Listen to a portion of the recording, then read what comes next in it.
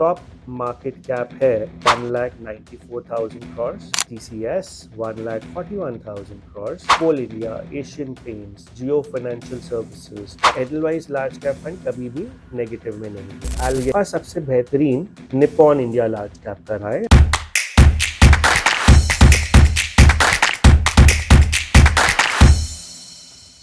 So welcome to another video।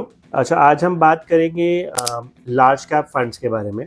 तो एक सवाल आया था किसी का आप ही में से कि लार्ज कैप फंड्स को कैसे चूज करें, which are the best large cap funds. Of course हम बेस्ट या कौन सा अच्छा है उस पर नहीं जाएंगे, बट हम आपको एक एनालिसिस का तरीका बताएंगे, कुछ फंड्स का एग्जाम्पल लेंगे, उसका एनालिसिस करेंगे सो दैट आप अपना एनालिसिस भी खुद कर सकें और एक कंक्लूजन पे पहुंच पाए कि कौन सा लार्ज कैप फंड आपको चूज करना चाहिए। Of course as always, this is not a advisory video, this is an educational video where we're trying to tell you how to shortlist good large cap funds, right? So let's move on। पहले बात करते हैं large cap funds होते क्या है।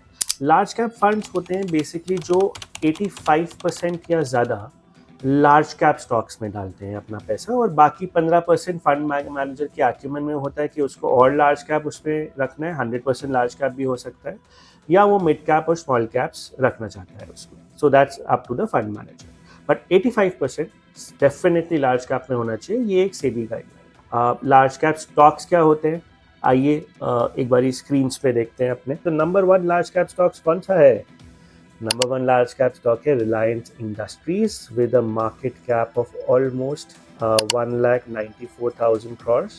The second is TCS 1,41,000 crores.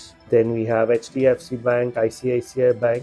तो ऐसे ही जो मार्केट कैप की रैंकिंग है, जो टॉप मार्केट कैप है किसी भी स्टॉक का, और जो टॉप 100 स्टॉक्स हैं उन्हें हम लार्ज कैप बोलते हैं। तो अगर आप स्क्रीन पे देखें, कुछ हो गया, कोई स्टॉक्स हो गए जैसे coal India, Asian paints, Jio financial services, Tata steel, bank of Baroda. So 100th company है बॉश लिमिटेड जो कि 84,000 करोड़ के मार्केट कैप पे है ऑलमोस्ट।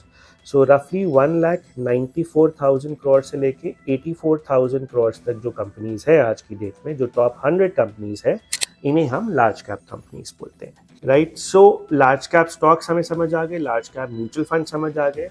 आइए देखते हैं अपनी स्क्रीन पे कि इसको हम एनालाइज कैसे करें। ये एक छोटा सा मैंने एक्सेल बनाया था अपना एक एनालिसिस टूल यूज करके, जिसमें मैंने अभी 3 लार्ज कैप फंड्स चूज करे हैं। एक है टाटा लार्ज कैप फंड, एक है Nippon India large cap fund, और एक है एडलवाइज लार्ज कैप फंड। अब इसमें आप देखेंगे, मैं हमेशा अपनी वीडियोस में बोलता हूँ कि मैं रोलिंग रिटर्न्स को ज्यादा अहमियत देता हूँ रादर देन ट्रेलिंग रिटर्न्स के। तो मैंने यहाँ पे रोलिंग रिटर्न्स लिया है। मैंने पीरियड लिया है 2017 से 2024 तक का, अगस्त 2024 तक का। ये थोड़ा सा डेटेड है, ऑफ कोर्स अभी चीजें चेंज हो गई होंगी। सो मैंने इसमें लगभग 7 साल का डेटा लिया है। 7 साल में मैंने 1 साल का रिटर्न निकाला है। तो 7 साल का पीरियड है, 1 साल की फ्रीक्वेंसी है, तो 1 साल का एवरेज रिटर्न इसमें मैंने निकाला है।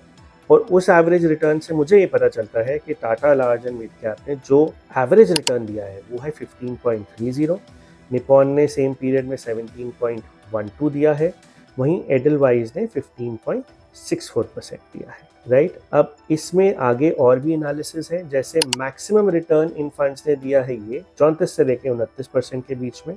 मिनिमम रिटर्न्स कई बार ये नेगेटिव में भी गया है, नेगेटिव में 0.69% मिनिमम रहा है इसका रिटर्न, इसका -2 और इसका 3.57। सो ये एडलवाइज लार्ज कैप फंड कभी भी नेगेटिव में नहीं गया। तो यही ये नेक्स्ट कॉलम बताता है कि लेस देन 0%, ये 0.07% ऑफ द टाइम्स गया है। तो हमने जो सारे 1 साल लिए 2017 से 2024 तक, जितने भी 1 साल पीरियड होते हैं, जैसे 3 सितंबर 2017 से 3 सितंबर 2018 एक पीरियड हो गया, 4 सितंबर 2017 से 4 सितंबर 2018 दूसरा हो गया, ऐसे करते करते बहुत सारे 1 साल के पीरियड लिए।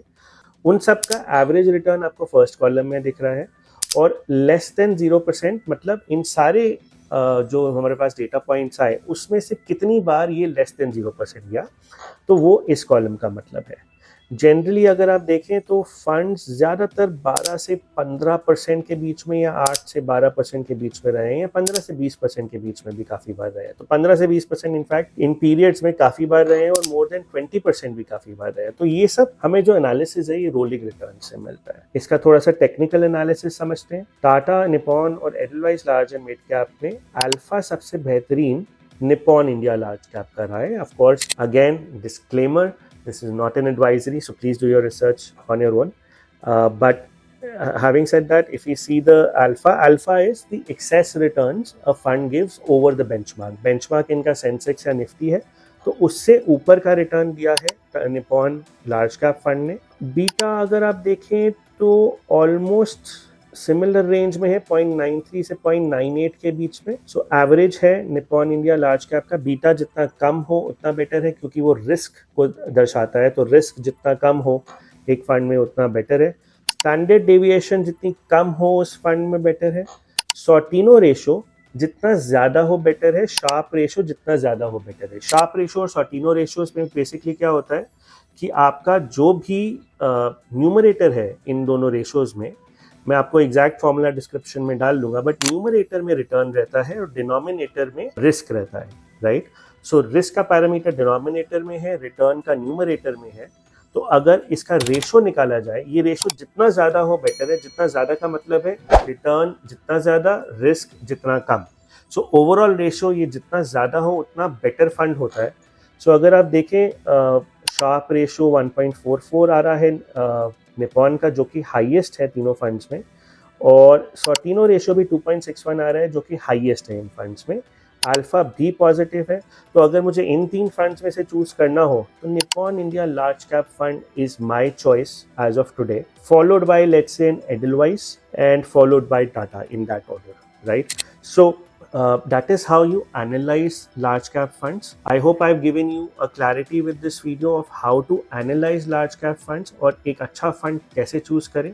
अगर कोई भी आपके और सवाल हो तो प्लीज़ हमें कमेंट करिए, हम ज़रूर उसका जवाब देंगे।